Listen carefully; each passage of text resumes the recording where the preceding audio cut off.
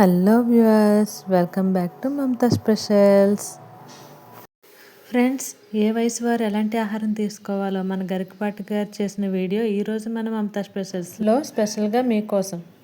బలం కావాలంటే శుభ్రంగా తినాలి.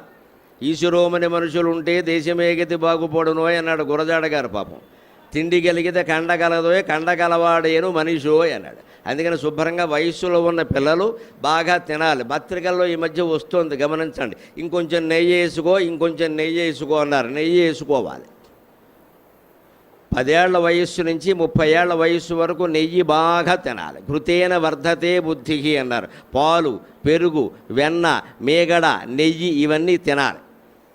30 దాటాక నెమ్మదిగా కొంచెం తగ్గించి 50, 60 దాటాక పూర్తిగా తగ్గించాలి. ఊరికే బొట్టు అంతే. ఇక 60 దాటిందంటే రుచులే వదిలేయాలి. ఇంక ఏది దొరికితే తినడం, పడుకోవడం అంతే. ఇంకా బొంబాయి శనగలు తిని కడుపు నింపుకోవాలి. అనవసరం అని పెట్టుకోకూడదు, ఇంకా అరగవు అవన్నీ. అందుకని తినే వయస్సులో తినాలి. ఈ వీడియో కనుక మీకు నచ్చినట్లయితే లైక్ చేయండి, షేర్ చేయండి, సబ్స్క్రైబ్ చేయండి. బెల్ ఐకాన్ ప్రెస్ చేయడం మర్చిపోకండి. Thanks for watching.